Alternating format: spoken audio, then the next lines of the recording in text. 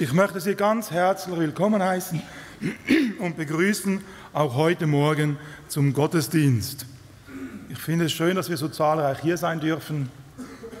Ein großer Teil der Jugendgruppe ist auch mitgefahren nach Bern. Auch Ihnen vielen herzlichen Dank. Danke, dass ihr da seid. Wunderbar. Auch euch danke fürs Spielen, für die ganze Umrahmung. Auch dir, Thomas, vielen, vielen herzlichen Dank. Wir machen heute weiter mit unserem Schritte durch die Bibel, mittlerweile Teil 73. Also wir sind ganz am Schluss in der Bibel, ich weiß nicht, wie viele Teile es gibt. Wir sind nun im zweiten Teil des Römerbriefes. Römer Kapitel 3, Vers 21 bis und mit Kapitel 4, Vers 25. Und wenn Sie eine Bibel mit dabei haben, können Sie die gerne aufschlagen. Doch bevor wir anfangen mit der Predigt, möchte ich noch mal stille werden und beten. Herr Jesus, danke für deine Gegenwart. Danke dafür, dass du uns selbst durch deinen Heiligen Geist unterweisen möchtest in deinem Wort. Schließ uns dein Wort auf, schenk, dass wir staunen dürfen. Schenke uns deine Worte, schenke Vollmacht und ein richtiges Hören und ein Staunen und ein Umsetzen im Alltag. Danke dafür. Amen. Römer 3, 21 bis 4, 25. Glaube allein. Nun, in der letzten Predigt im Römerbrief, zu welchem Urteil kamen wir? Wer kann sich erinnern? Schon eine Weile zurück. Was war das Urteil der letzten Predigt über den Römerbrief? Habe ich so schlecht gepredigt oder ihr habt so ein schlechtes Gedächtnis? Da ist keiner gerecht, auch nicht einer. Das war doch das Urteil, ja? Römer Kapitel 1 bis 3 haben wir gesagt, da ist keiner gerecht, auch nicht einer. Und Apostel Paulus fasst es so zusammen in Römer 3, Vers 12. Das war die ganze Zusammenfassung der letzten Predigt, Römer 3, Vers 12. Sie sind alle abgewichen, sie taugen alle zusammen nichts. Da ist keiner, der Gutes tut, auch nicht einer. Was für ein Urteil Gottes über uns als Menschheit. Da ist keiner gerecht, auch nicht einer. Was für ein Gegensatz gegenüber einer Menschheit, die von sich selber behauptet, wie es zum Beispiel Johann Wolfgang von Goethe sagt in seinem Gedicht Das Göttliche, wo er sagt, edel sei der Mensch, hilfreich und gut. Denn das allein unterscheidet ihn von allen Wesen, die wir kennen. Spätestens seit Auschwitz muss man diese Verse korrigieren, wenn man genug ehrlich ist. Denn der Mensch ist nicht edel und er ist nicht gut. Sondern das Urteil Gottes über ihm steht ganz klar, da ist keiner gerecht, auch nicht einer. Wir haben miteinander gesagt, der ganze Römerbrief, wie ist er aufgebaut? Ähnlich einem Gerichtsprozess. Wir haben gesehen, wie der Apostel Paulus geht, in den ersten Kapiteln zuerst einmal uns schuldig spricht, uns anklagt und dann zu dem Urteil kommt, keiner gerecht, auch nicht einer. Unser Zustand ist, wir sind schuldig, vor Gott keiner gerecht, wir sind alle des Todes würdig. Aber wir haben gleichzeitig auch gesagt, in dieser Hoffnungslosigkeit, in diesem Urteil kommt der lebendige Gott. Und er gibt uns gleich, bevor der Apostel Paulus dieses ganze Urteil auflistet, gibt er uns schon einmal Hoffnung. Und er sagt in Römer Kapitel 1, Vers 17 Folgendes. Römer 1, 17. Er nimmt dies dem Gerichtsprozess gleich mal vorne weg. Und er sagt, der Gerechte aber, er wird aus Glauben leben. Also das Urteil lautet, keiner gerecht. Aber bevor dieses Urteil überhaupt gesprochen wird, sagt schon der Apostel Paulus, aber es gibt eine Möglichkeit. Der Gerechte, er wird aus Glauben leben. Gerecht aus Glauben. Ja, wie geht das? Wie kann ich vor Gott gerecht dastehen? Wie kann ich aus Glauben leben? Und nun kommen wir zu unserem heutigen Thema. Römer Kapitel 3, Vers 21 bis und mit Kapitel 4, Vers 25. Und ich werde da immer wieder einzelne Verse herausnehmen. Wir können nicht alle Verse miteinander einzeln behandeln und auch nicht in die Tiefen gehen der einzelnen Verse, sonst wären wir einige Stunden hier. Römer 3, 21, wenn Sie eine Bibel haben, schlagen Sie auf. Da kommt der Apostel Paulus und er sagt Folgendes. Jetzt aber ist außerhalb des Gesetzes die Gerechtigkeit Gottes geoffenbart worden, die von dem Gesetz und den Propheten bezeugt wird, nämlich die Gerechtigkeit Gottes durch den Glauben an Jesus Christus, die zu allen und auf alle kommt, die da glauben. Zuerst noch einmal ganz kurz unsere Situation. Unsere Situation ist doch, wenn wir ehrlich sind, keine gerecht, auch nicht eine. Wir strengen uns an, wir mühen uns ab. Und ich denke, jeder von uns, jeder Mensch müht sich ab. Jeder strengt sich an. All die Kloster, all diese Einsiedeleien, sie zeugen doch davon, es sind Menschen, die wollen Gottes Maßstab entsprechen. Sie wollen vor Gott gerecht sein. Doch wenn man ehrlich ist, dann muss man sagen, selbst hinter den dicksten Klostermauern, die Sünde kommt immer mit. Die ganze Anstrengung, die nützt nichts. Ich kann mich abmühen, ich kann mich anstrengen. Aber je mehr ich mich anstrenge, umso mehr wird das eigene Versagen offenbar. Die eigene Unfähigkeit. Und in diese Unfähigkeit hinein kommt der Apostel Paulus und er sagt in Vers 22 und Vers 23, es ist ein Lichtstrahl mitten in die Dunkelheit hinein. Und denkt einmal an Martin Luther, wie der sich kasteit hat. Dieses Wort kennt man heute ja nicht mehr, besonders auch in der reformierten Kirche nicht. Aber in der katholischen Kirche schon noch kasteit, geschlagen, gefastet. Ja, weswegen er wollte einen gnädigen Gott. Und da sagt der Apostel Paulus, Vers 22 und 23. Denn durch den Glauben an Jesus Christus, Erlösung ist möglich. Nicht aus uns selbst, nicht aus der eigenen Anstrengung, sondern einzig und allein durch das, was Jesus getan hat am Kreuz von Golgatha. Wie wollen wir oft uns selber aus dem Dreck herausziehen? Wie wollen wir selber oft gerecht sein? Ein ganz typisches Beispiel ist hier der Kerkermeister von Philippi. Der Kerkermeister von Philippi, nachdem er erkannt hat, er kann es selber nicht, da fragte den Apostel Paulus, ja, was muss ich tun, damit ich gerettet werde? Es ist doch so ganz typisch menschlich, was muss ich tun, damit ich gerettet werde? Da sagt der Apostel Paulus ihm Folgendes, Apostelgeschichte 16, 31, halte die Gebote, tue Recht und scheue niemand.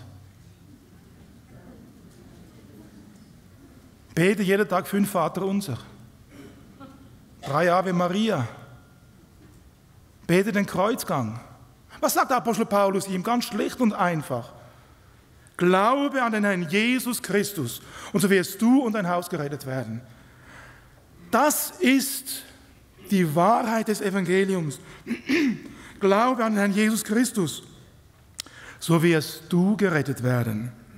Nun, unser Problem ist ein so altes menschliches Problem, dass wir alle in den Himmel kommen wollen, aber wir tun es selbst. Wir strengen uns an. Unsere eigene Leistung soll uns dorthin bringen. So wie der Baron von Münchhausen, wir wollen uns an den eigenen Haaren aus dem Sumpf herausziehen. Aber die Bibel sagt ganz klar, das ist ein Ding der Unmöglichkeit. Die Bibel sagt, es gibt nur eine Möglichkeit, es gibt nur einen einzigen Weg, aus diesem Dilemma der Sünde herauszukommen, durch Glauben allein. Und zwar durch den Glauben an was? An das, was Buddha getan hat, Konfuzius gelehrt. Der Apostel Paulus, er beschränkt es auf eine einzige Person und auf die Person, dessen Werk wir annehmen sollen. Und er sagt es in Vers 22 und 23. Durch den Glauben an Jesus Christus. Das ist die einzige Möglichkeit. Es ist nicht unser tadelloses Leben. Es ist nicht unser perfekter Lebensstil. Auch nicht der gute Ruf. Die fehlenden Einträge im Strafregister in Flensburg. Meine Punkte haben sie mittlerweile gestrichen. Klar, auf der letzten Reise hat es wieder geblitzt. Vielleicht gibt es da wieder Punkte. Oder der tägliche Gang zur Beichte. Das, was uns vor Gott gerecht macht, ist einzig und allein der Glaube an Jesus Christus. Das, was Jesus für dich getan hat am Kreuz von Golgatha. Und so sagt der Apostel Paulus, er wiederholt es immer und immer wieder.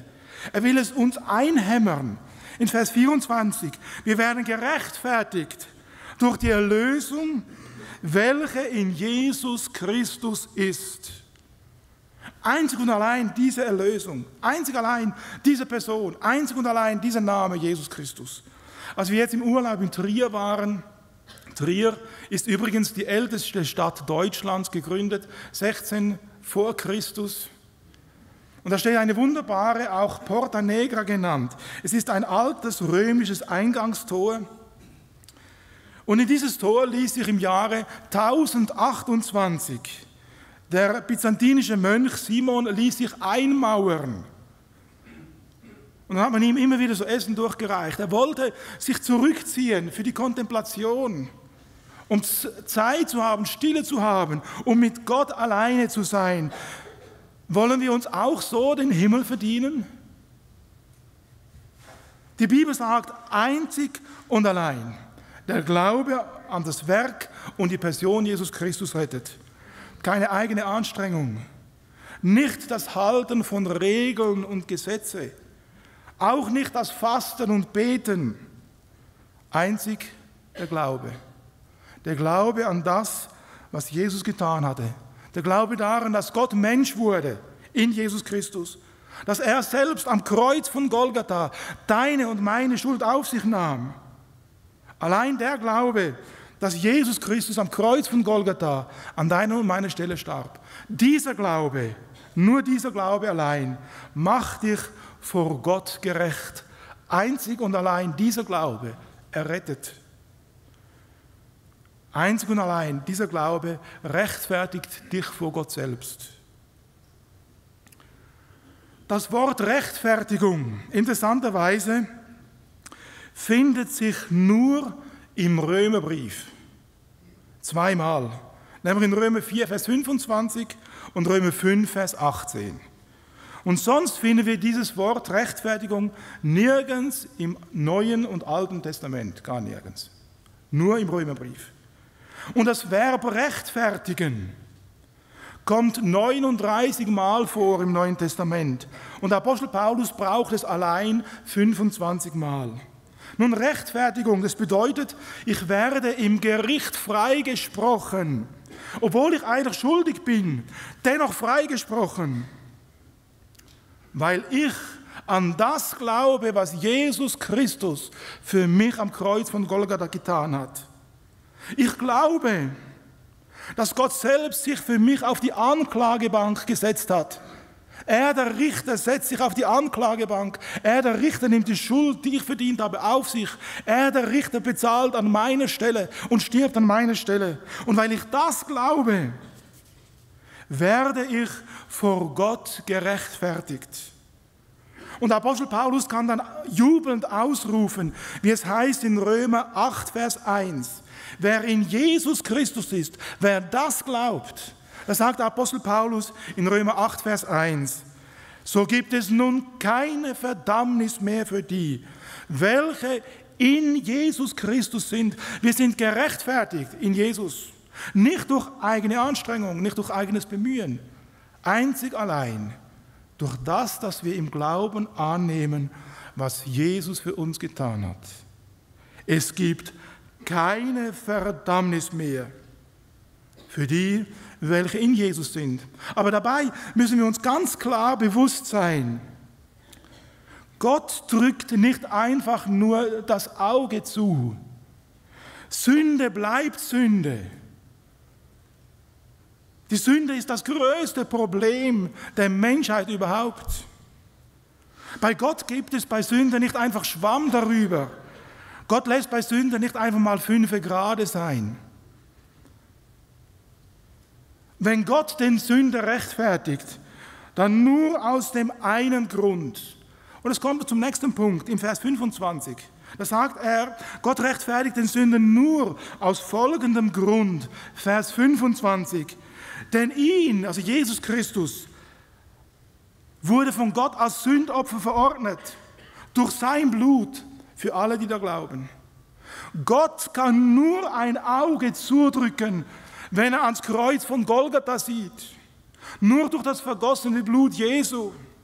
Der einzige Weg, auf dem Gott Sünder rechtfertigen kann, ist das Kreuz, ist das Blut Jesu, weil er an diesem Kreuz deine und meine Schuld auf sich nahm und am Kreuz starb. Dort am Kreuz von Golgatha wurden die Forderungen eines heiligen Gottes zur Genüge erfüllt. Und nur wenn ich dieses Geschehen am Kreuz von Golgatha für mich persönlich in Anspruch nehme, wenn ich daran glaube, dann werde ich vor Gott gerechtfertigt.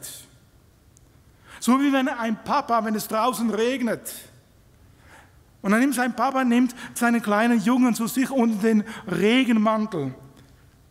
Und dann ist dieser Junge geschützt vor dem strömenden Regen. Genauso macht es Gott, wenn ich zu ihm komme. Er deckt mich mit den Kleidern des Heils. Ich darf geborgen sein. Ich darf bei ihm gerechtfertigt sein.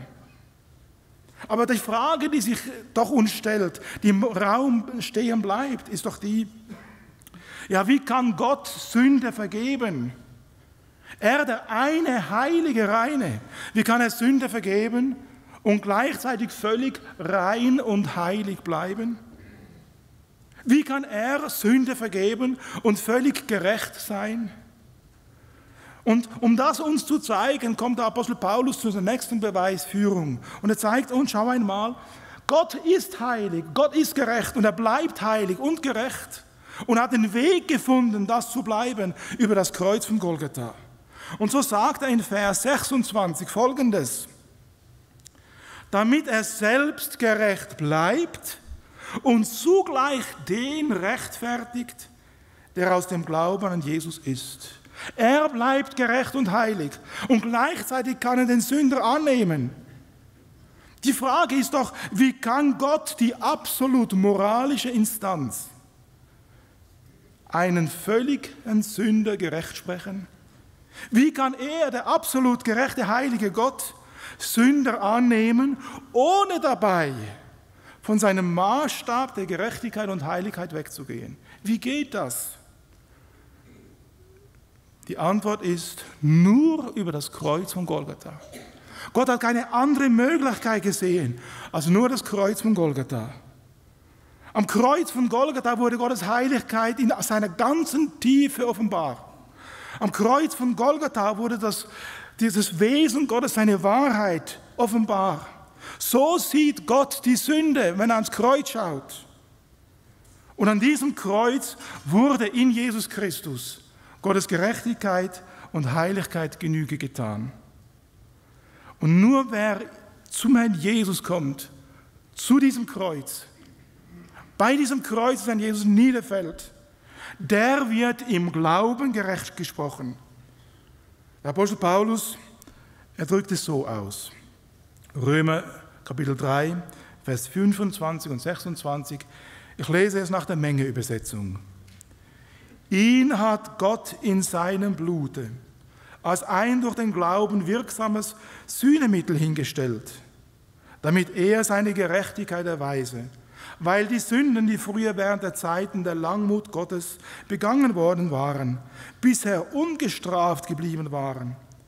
Er wollte also seine Gerechtigkeit in der gegenwärtigen Zeit erweisen, damit er selbst als gerecht dasteht und zugleich jeden, der den Glauben an Jesus besitzt, für gerecht erklärt. Am Kreuz von Golgatha hat sich Gottes Gerechtigkeit offenbart. Seine Wahrheit, sein heiliger Zorn. Und wenn ich zum Herrn Jesus komme, zum Kreuz von Golgatha, dann darf ich in Jesus Christus gerechtfertigt werden. Dann überzieht er mich mit den Kleidern des Heils. Er nimmt mich wie dieser kleine Junge und einen Regelmantel seiner Gnade und es ist ein teures Blut. Höre auf, dich selber anzustrengen und selber vor Gott gerecht dastehen zu wollen. Allein der Glaube an das, was Jesus getan hat, spricht dich gerecht. Und dann geht Paulus einen Schritt weiter und er fragt so in den Raum, Vers 27, wo bleibt nun das Rühmen? Wer kann noch von sich sagen, ich bin gut? Edel sei der Mensch, hilfreich und gut. Wer kann sich noch auf die Schultern klopfen, von sich prahlen? Paulus sagt es so ganz kurz und knapp. Wenn wir uns sehen im Lichte Gottes, da ist keine Gerechte, auch nicht eine. Wenn wir uns sehen, wie Gott uns sieht am Kreuz von Golgatha, da bleibt alles Rühmen uns im Halse stecken. Es bleibt ausgeschlossen. Der Apostel Paulus sagt, wo ist das Rühmen? Es ist ausgeschlossen. Und dann kommt er und sagt in Vers 28 und 30, so kommen wir aber zu dem Schluss, dass der Mensch durch den Glauben gerechtfertigt werde, ohne Gesetzeswerke, sowohl Juden und Heide. Wer du auch bist, ob du dich anstrengst, als eifriger Katholik oder als gesetzestreuer Jude oder als unwissender Kannibale, für Gott gibt es nur einen einzigen Weg. Nur diese eine Möglichkeit. Einzig der Glaube an das, was Jesus getan hat am Kreuz von Golgatha. Nur das rettet. Nur das macht dich selig. Hör auf, dich selber anzustrengen. Aber der Jude, der hört das. Der Jude hört, ja, aber wie kann ich gerecht werden? Ich strenge mich an. Wir haben doch die Propheten. Wir haben das Gesetz. Wir haben die Schrift. Gott hat sich uns offenbart am Sinai. Und so sagt der Apostel Paulus und kommt zu Römer Kapitel 4, Vers 31 und Kapitel 4, Vers 1. Er hört schon, der Apostel Paulus nimmt das Argument der Juden vorneweg.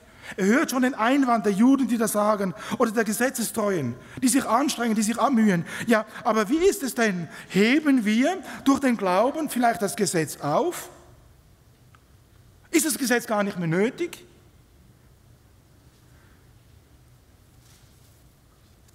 Paulus predigt eines, aus Glauben allein. Aber wie ist es denn mit dem Gesetz? Wie ist es mit den guten Werken? Wie ist es mit dem vorbildlichen Lebensstil? Um das geht es hier gar nicht. Paulus hat hier eine Beweisführung, um zu zeigen, vor Gott können wir nur gerecht werden durch Glauben. Die guten Werke, der Glaube, die guten Werke, die Anstrengung, die Mühen, die kommen dann schon noch. Aber erst ab Römer Kapitel 12. Zuerst wird einmal das Grundgerüst gelegt, das Fundament. Der Kölner Dom, wir waren unten im Kölner Dom, das Fundament, es ist meterdick. Und zuerst müssen wir in unserem Glauben das Fundament legen. Zuerst müssen wir wissen, worauf wir stehen. Allein aus Glauben. Die Menschen sagen, mein vorbildlicher Lebensstil, ich strenge mich an, ich halte die Gebote, 613 Gebote, Verbote und so weiter. All diesen, die so denken, die so reden, die so meinen, vor Gott bestehen zu können, da nimmt der Apostel Paulus dieses Argument gleich weg. Und er sagt, allein durch Glaube, ohne Werke. Aber dann kommen sie und sagen, ja, aber der Abraham, schau mal, der Abraham, Vers 2. Aber Abraham wurde doch durch seine Werke gerechtfertigt. Also er nimmt den Juden das Argument weg und sagt, schau mal, die Juden können hier sagen, ja, unser Vater Abraham, schauen wir mal, wie wurde der gerechtfertigt? In Vers 2, wenn Abraham durch Werke gerechtfertigt worden ist, dann hat es zwar Ruhm, aber nicht vor Gott. Wer meint, durch eigene Werke vor Gott bestehen zu können, der kann sich auf die Schultern klopfen, aber das rettet ihn nicht vor der ewigen Verdammnis. Wenn der Abraham wirklich durch seine eigenen Bemühungen gerecht geworden wäre, dann haben die Vertreter der Werkstheologie recht. Aber schaut einmal ganz kurz das Leben des Abraham an. Konnte er durch seine Werke brillieren, der Abraham? Wer von euch hat 2 Frauen? Und wer von euch hat schon die eigene Frau verkauft? Ja, ihr lacht, aber der Abraham hat es getan. Nicht nur einmal, sogar 2-mal.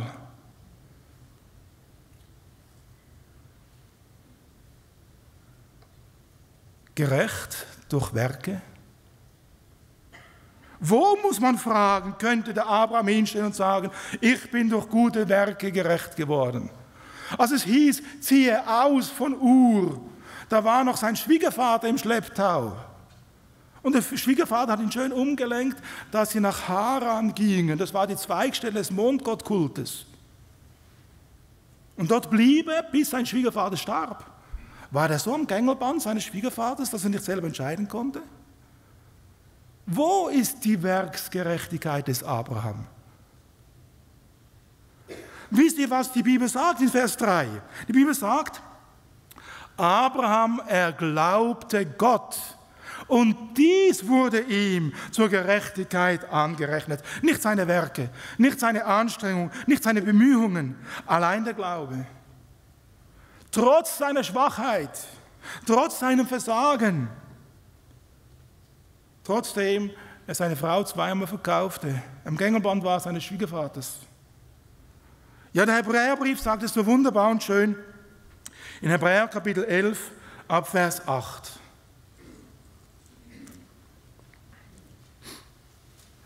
Da heißt es, durch Glauben gehorchte Abraham, als er berufen wurde. Aber diese Berufung war so zickzack. Aber er gehorchte dennoch. Er glaubte dennoch. Ist dein Glaubensleben auch oft so hoch und tief? Spielt keine Rolle. Glaube weiter. Fällst du, steh wieder auf. Glaube weiter, bis sich der Sargdeckel schließt. Und dann wird es über deinem Leben heißen, ei, du frommer und getreuer Knecht. Über wenigem warst du treu, über viel werde ich dich setzen. Glaube einfach weiter. Und genau das wird gesagt über den Abraham. Durch den Glauben gehorchte Abraham, als er berufen wurde, nach dem Ort auszuziehen, den er als Erbteil empfangen sollte. Und er zog aus, ohne zu wissen, woher er kommen sollte. Durch Glauben hielt er sich in dem Lande der Verheißung auf und so weiter und so fort. Immer wieder durch Glauben, durch Glauben.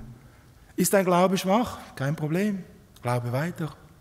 Sind deine Probleme groß? Kein Problem. Glaube weiter. Halte dich einfach an meinen Jesus fest, so wie es ein Abraham getan hat. Und über deinem Leben wird es heißen, aus Glauben und durch Glauben allein.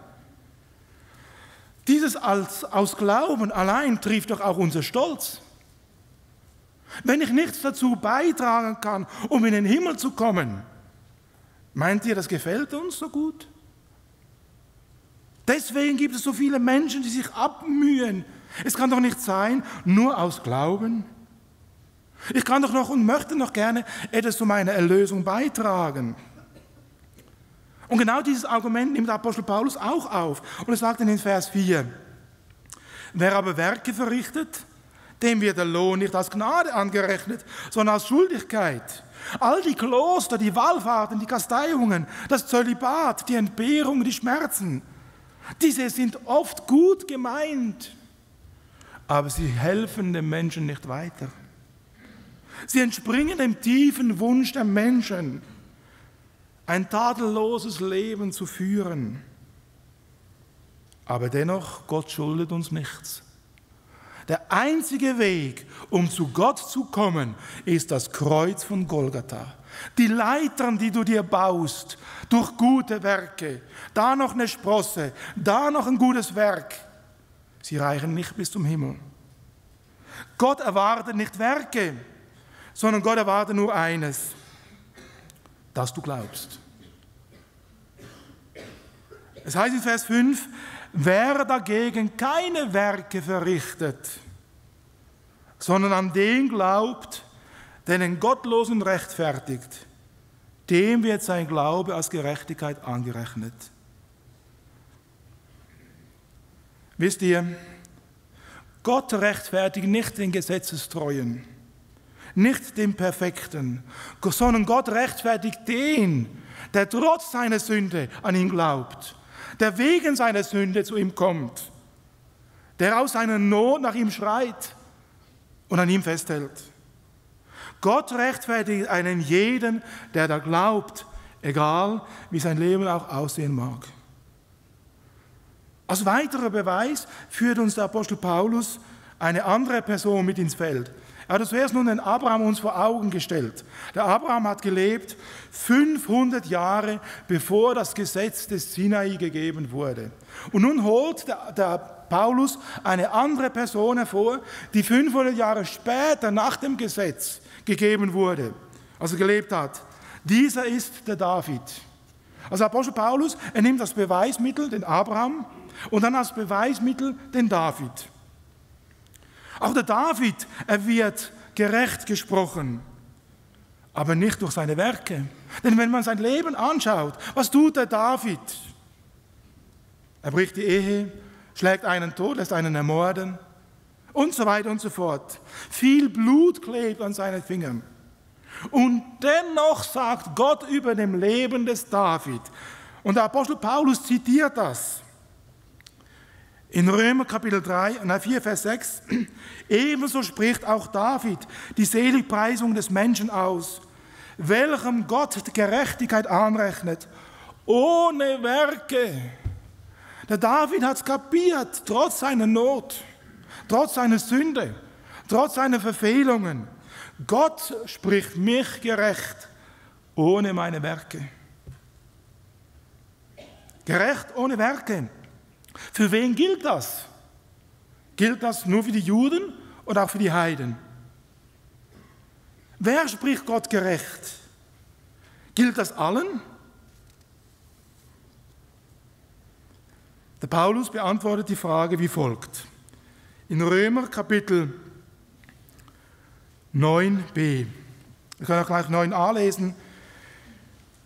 Er stellt die Frage in den Raum, wer wird gerechtfertigt vor Gott? Jude und Heide? Werden alle gerechtfertigt? Du und ich? Muss ich zu einem speziellen Volk gehören? Muss ich mich speziell anstrengen? Er sagt, der Paulus, gelten Davids Worte nur für die Juden oder auch für alle anderen?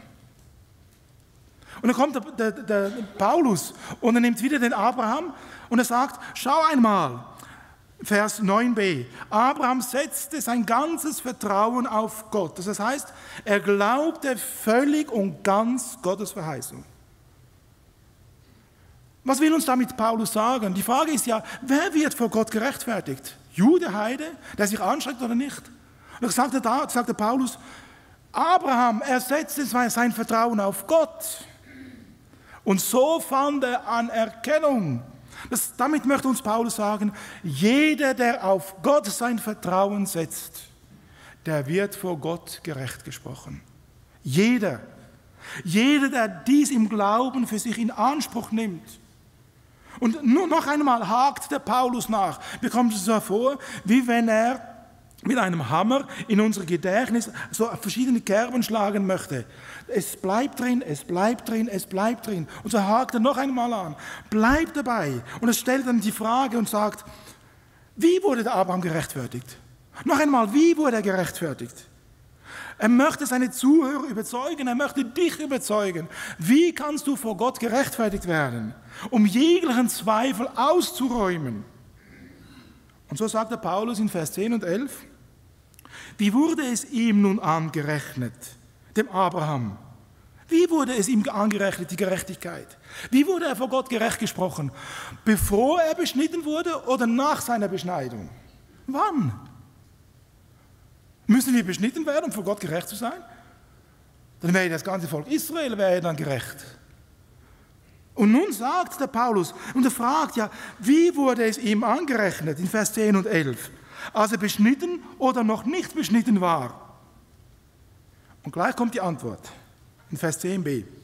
Nicht als er beschnitten war, sondern als er noch unbeschnitten war.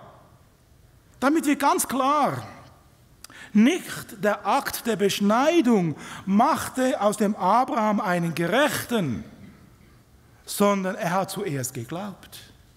Und dieser Glaube wurde ihm zur Gerechtigkeit angerechnet. Der Abraham, er war als Heide geboren, in Ur. Als Heide zog er den Weg des Glaubens bis nach Kana. Und als Heide wurde Abraham gerecht gesprochen. Und erst danach empfing er das Zeichen der Beschneidung, jetzt bist du ein Jude. Aber gerecht gesprochen wurde er einzig und allein durch Glauben. Und deswegen ist es ein Bild, sagt Apostel Paulus in Vers 11b, auf das er ein Vater aller unbeschnittenen Gläubigen würde. Es ist ein Bild auf uns. Wir müssen uns nicht beschneiden lassen. Wir müssen nicht konvertieren zum Judentum. Wir müssen nicht die Gesetze halten. Hört mir auf mit dem. Glaube nur. Wie viele fangen an, plötzlich wieder ins Judentum zurückzukehren? Tragisch. Glaube an einen Jesus Christus und so wirst du und dein Haus gerettet. Paulus sagt, ein jeder kann kommen. Die einzige Bedingung, die Gott stellt, ist Glaube allein. Nicht durch Gesetz, nicht durch eigene Anstrengung, nicht durch religiöse Vorschriften, allein der Glaube. Paulus bringt noch einen Beweis. Er bringt in Vers 14, bringt das Gesetz des Erben. Er sagt hier, denn wenn die vom Gesetz Erben sind, so ist der Glaube wertlos geworden und die Verheißung entkräftet. Ja, welche vom Gesetz sind Erben? Was meint er damit? Wen spricht er damit an? Wem wurde das Gesetz gegeben? Den Juden. Und er sagt, also wenn die Erben sind, dann ist doch unser Glaube wertlos. Denn sie bemühen sich ja, sie strengen sich an, doch mit Unvernunft. Und er sagt, nein, nicht diese. Denn wenn es so wäre, sagt in Vers 14, denn wenn die vom Gesetz Erben sind, so ist der Glaube wertlos geworden und die Verheißung entkräftet. Ich kann durchs ganze Halten des Gesetzes nie in den Himmel kommen. Ich werde vor Gott nie gerechtfertigt werden. Gott schuldet mir nichts. Es ist ein Ding der Unmöglichkeit. Denn was bewirkt das Gesetz, wenn ich mich anstrenge? Wenn ich versuche, das Gesetz zu halten? Wenn ich die 10 Gebote lese, was bewirkt das? Ich erkenne mich als schuldig. Das Gesetz bewirkt nichts anderes, nämlich es zeigt mir den Zorn Gottes. Und so sagt Apostel Paulus in Vers 15, denn das Gesetz, die 10 Gebote, die Forderungen Gottes bewirken Zorn. Und jeder, der meint, er könne diese 10 Gebote halten, der steht unter dem Zorn Gottes. Das Gesetz macht mir die Heiligkeit Gottes offenbar. Da ist keiner gerecht, auch nicht einer.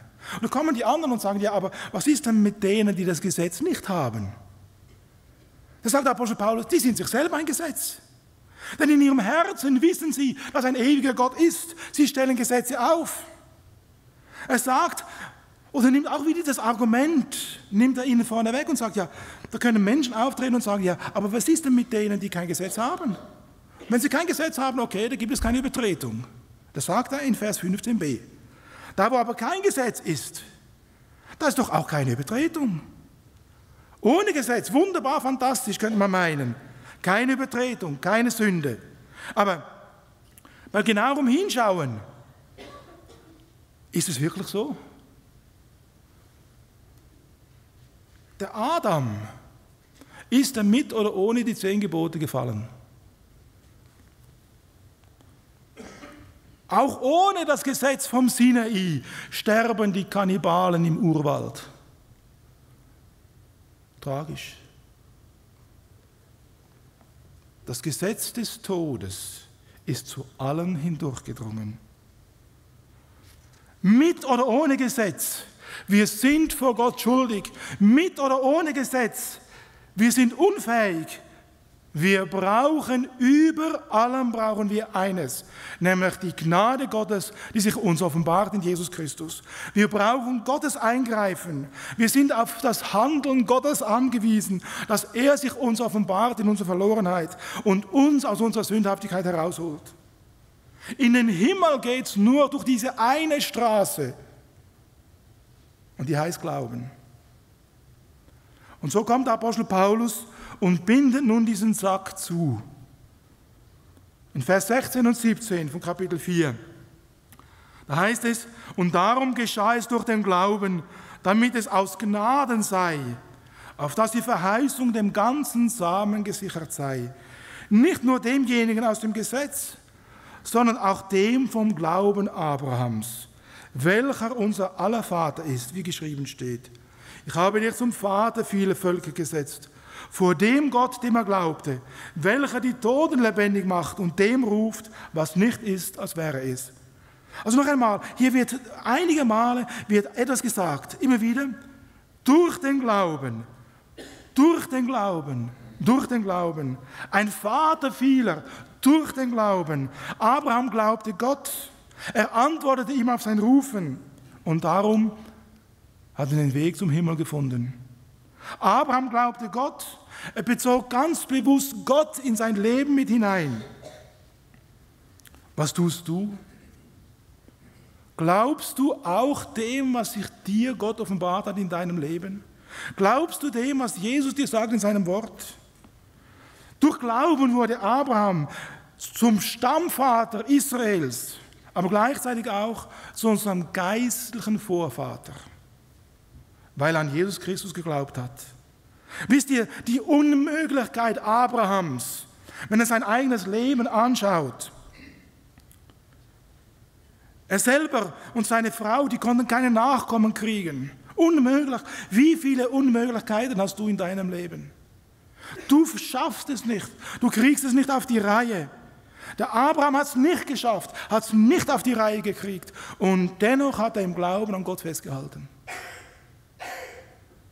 In Vers 18 zeigt uns der Apostel Paulus, wie dieser Abraham trotz seiner Schwächen sein ganzes Vertrauen, das heißt den ganzen Glauben in Jesus Christus gesetzt hat. In Vers 18 lesen wir, er hat gegen alle Hoffnungen auf Hoffnungen hingeglaubt, dass er ein Vater vieler Völker werde. Wie zu ihm gesagt worden ist, also soll dein Same auch sein. Er hatte die Verheißung Gottes. Er kannte das, was Gott ihm gesagt hatte. So wie auch du die Bibel kennst. Deine Bibel ist viel größer als die Bibel Abrahams. Und der Abraham hat sich an dem wenigen, das er wusste, festgehalten. Und das wurde ihm zur Gerechtigkeit zugerechnet. Abrahams Glaube rechnete mit dem Übernatürlichen. Er rechnete mit dem Eingreifen Gottes, selbst in menschlich gesehen ausweglosen Situationen. Er glaubte, wo es keine Hoffnung gab. Abraham ist oft gestolpert. Die Sarah hat gelacht. Abraham hat versucht, mit menschlichen Mitteln die Verheißung Gottes zu beschleunigen. Alles menschliche Schwächen. Aber eines blieb. Er glaubte Gott. In Vers 19 heißt es, und er wurde nicht schwach im Glauben, sodass er seinen schon erstorbenen Leib in Betracht gezogen hätte, weil er schon 100-jährig war, auch nicht den erstorbenen Mutterleib der Sarah. Trotz aller eigenen Schwachheit, trotz dem eigenen Versagen, er wurde stark im Glauben, wie wir lesen in Vers 20 und 21. Er wurde stark durch den Glauben. Das, was schlussendlich über unserem Leben zählt, ist nicht unsere Leistung, nicht unsere Werke, nicht unsere Anstrengung, einzig und allein der Glaube. Und so sagt Paulus, und er kommt zum Schluss, Vers 22 und 23, darum wurde es ihm auch als Gerechtigkeit angerechnet. Er ist aber nicht allein um seinetwillen geschrieben, dass es ihm zugerechnet werden sollte, sondern auch um unseretwillen, denen es zugerechnet werden soll. Es wird dir zugerechnet, wenn du glaubst. Wenn du in deiner Schwachheit dich festhältst an den Verheißungen Gottes in deinem Leben. Und so sagt der Paulus in Vers 24 und 25, und mit dem schließe ich. Wenn wir an den glauben, der unseren Herrn Jesus Christus von den Toten auferweckt hat, welcher um unserer Übertretungen willen dahingegeben und zu unserer Rechtfertigung willen auferweckt worden ist. Halte dich an dem, was Jesus dir sagt. Glaube daran, trotz deiner Schwachheit, trotz deinem Versagen. Glaube, dass Jesus Christus für dich ans Kreuz ging, für dich aus den Toten auferweckt wurde, um deiner Übertretungen willen starb und um deiner Rechtfertigung willen aus dem Grabe auferweckt worden ist. glaube daran. Es mag alles brechen, halte dich daran fest, solange du lebst. Gott möge dir Gnade schenken. Amen. Lass uns stille werden und beten. Herr Jesus, danke dafür, dass wir in dir den lebendigen Gott haben. Und danke dafür, dass du uns einlädst, unser Vertrauen, unser Glaube ganz und vorbehaltlos auf dich zu setzen. Auf das, was du getan hast am Kreuz von Golgatha. Herr Jesus, hilf, gib Gnade. Danke dafür, dass du uns auch nie allein lässt. Du hast gesagt, siehe, ich bin bei euch alle Tage bis an der Weltende. Ja, du hast gesagt in deinem Wort, ich will euch einen anderen Tröster geben, dass er bei euch bleibt in Ewigkeit. Danke, Herr Jesus, dass du in unseren Herzen wohnst, durch deinen Heiligen Geist und dass du unsere Schwachheit aufhilfst, dass wir im Glauben überwinden dürfen. Danke aus tiefstem Herzen. Wir preisen dich, Herr Jesus, und wir beten dich an. Herr Jesus, komme bald. Amen.